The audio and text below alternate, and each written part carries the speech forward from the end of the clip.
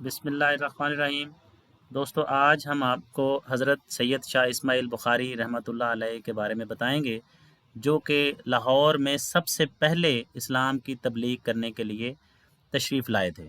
بہت کم لوگ ہیں جو آپ کے بارے میں جانتے ہیں۔ آج ہم آپ کو اس کے بارے میں تفصیل سے آگاہ کریں گے۔ حضرت سید شاہ اسماعیل بخاری رحمۃ اللہ علیہ کے حوالے سے یہ ہے کہ اس بات میں کوئی دو رائے نہیں ہے کہ بر صغیر پاک و ہند میں اسلام صوفیہ کرام کی بدولت پھیلا۔ یہ وہ لوگ تھے جو محض اللہ کی خاطر اپنا وطن، اہل و عیال اور تمام دنیاوی مال و اسباب کو ترک کر کے ہندوستان تشریف لائے اور اپنی محنت اور اعلیٰ اقدار اور مخلوق خدا کی محبت سے لوگوں کے دلوں میں اللہ کی محبت پیدا کرنے میں کامیاب ہوئے۔ ان کا مقصد محض پیغام حق لوگوں تک پہنچانا تھا اور یہ اس میں بہت حد تک کامیاب ہوئے۔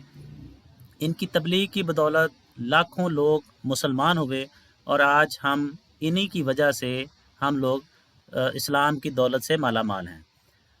محققین کی تحقیق کے مطابق برصغیر پاک و ہند میں اسلام کی اشاعت کا ولین مرکز جنوبی ہند میں مالابار کا علاقہ تھا۔ پھر اس کے بعد سندھ کا علاقہ، جو مسلمان فاتحین کی بدولت محمد بن قاسم کے آمد کے بعد اسلامی حکومت کا حصہ بنا اور باب الاسلام کے نام سے سندھ مشہور ہوا۔ بزرگان دین صوفیہ کرام نے منصورہ، اچ شریف اور ملتان میں خاص طور پر اپنی دینی خدمات سر انجام دیں اور اسلام ان کی محنت کی بدولت پورے برصغیر پاک و ہند میں بہت تیزی سے پھیلا۔ لاہور میں حضرت سید شاہ اسماعیل بخاری کی آمد کے حوالے سے جو مختلف روایات ہیں وہ آپ کو بتائیں گے۔ سب سے پہلے تو غزنی دور میں لاہور اسلامی سلطنت کا حصہ بنا تھا۔ سلطان محمود غزنوی 390 ہجری میں ہندوستان کی طرف آیا اور آہستہ آہستہ مشرقی حصے کو سلطنت میں شامل کر لیا۔ 412 ہجری میں لاہور غزنی حکومت میں شامل ہوا اور یہاں پر مسلمان مبلغین کی آمد کا سلسلہ جاری ہوا۔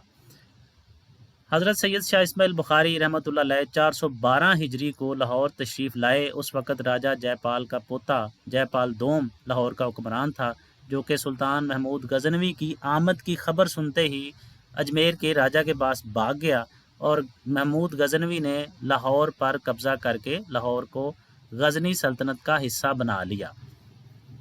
حضرت شاہ اسماعیل بخاری رحمۃ اللہ علیہ کے بارے میں زیادہ تر مورخین کا یہی کہنا ہے کہ آپ غزنوی فوج کے ساتھ لاہور تشریف لائے اور پھر اس کے بعد یہیں پہ لاہور کو اپنا تبلیغ کا مسکن بنایا۔ لیکن مولانا اعجاز الحق قدوسی رحمۃ اللہ علیہ نے تذکرہ صوفیہ پنجاب میں لاہور میں آمد کا سال 396 ہجری تحریر کیا ہے۔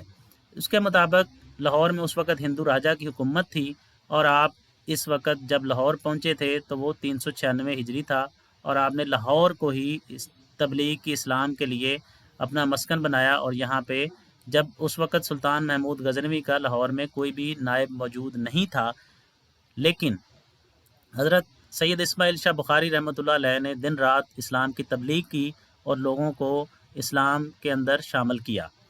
خزینہ الاصفیاء کے مطابق حضرت سید شاہ اسماعیل بخاری 395 ہجری میں سلطان محمود غزنوی کے دور میں بخارا سے لاہور تشریف لائے۔ آپ لاہور میں آنے والے وہ پہلے بزرگ تھے جنہوں نے باقاعدہ اسلام کی تبلیغ کا آغاز کیا۔ اس بات پر تمام محققین متفق ہیں کہ لاہور میں سب سے پہلے آنے والے جو بزرگ تھے وہ حضرت سید شاہ اسماعیل بخاری تھے۔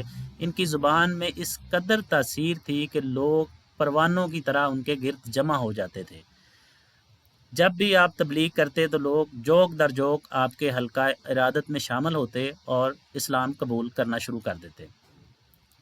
تحفۃ الواصلین میں یہ بات ہے کہ جس مبلغ صوفی اسلام کی تبلیغ کا پرچم بلند کیا وہ آپ کی ہی ذات گرامی تھی۔ آپ بہت بلند پایا شیخ تھے، شریعت اور طریقت کے امول پر معارف پر آپ کی گہری نظر تھی، اور حضرت سید شاہ اسماعیل بخاری رحمۃ اللہ علیہ کی تبلیغ کا انداز عجیب تھا کہ جس کی طرف بھی آپ نظر اٹھا کے دیکھ لیتے وہ آپ کے حلقہ احباب میں شامل ہو جاتا اور وہ اسلام کی دولت سے مالا مال ہو جاتا۔ آپ نے بخارا سے تعلیم حاصل کی، آپ کو ظاہری اور باطنی علوم پہ کمال حاصل تھا۔ بخارا میں ہی آپ نے ابتدائی تعلیم کی اور بخارا سے تعلیم حاصل کرنے کے بعد آپ نے مسلمانوں کو تبلیغ کے لیے لاہور تشریف لے آئے۔ جمعۃ المبارک میں اولیاء لاہور کے مطابق حضرت جب لاہور تشریف لائے تو اس وقت لاہور میں ایک بھی مسلمان موجود نہیں تھا، چنانچہ آپ نے پہلے جمعہ کو جب وعظ فرمایا تو 350 اور اگلے جمعہ کو 500 ہندو مسلمان ہوئے۔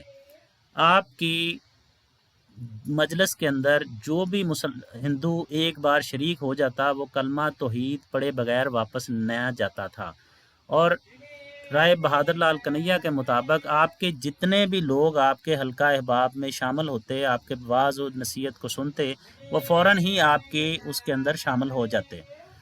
لاہور میں آپ کا مزار اقدس جس جگہ پہ واقع ہے وہ ہال روڈ ہے، جو کہ بہت ہی مشہور و معروف جگہ ہے، جہاں پر آج کا آپ کا مزار ہے۔ وہاں پہ آپ نے ایک مسجد بھی تعمیر کرائی اور آپ وہیں پہ قرآن و حدیث کا درس دیا کرتے تھے۔ اس کے ساتھ ایک تالاب تھا اور مدرسہ تھا جو آج کل ختم ہو چکا ہے اور دکانوں اور سڑکوں اور گرجوں کی عمارات میں تبدیل کر چکا ہے۔ البتہ تنگ سی جگہ پر ایک بلند چبوترے پر آپ کا مزار مبارک آج بھی محفوظ ہے، جو کہ عام عوام الناس کے لیے باعث رحمت اور باعث فرحت ہوتا ہے۔ حضرت شاہ اسماعیل بخاری کا وصال اور مزار کا جلال اس قدر زیادہ تھا، آپ کا وصال 448 ہجری کو ہوا اور آپ کو آپ کے قریب ہی مدرسہ میں دفن کیا گیا، جہاں پر آپ نے تقریباً 36 سال تک وعظ و تبلیغ سے اہل لاہور کے دلوں کو اسلام کے نور سے معرف کیا۔ آپ کا سال وفات 448 ہجری ہے اور آپ کے مزار کا جلال اس قدر زیادہ تھا کہ کوئی بھی شخص رات کو یہاں پہ ٹھہر نہیں سکتا تھا۔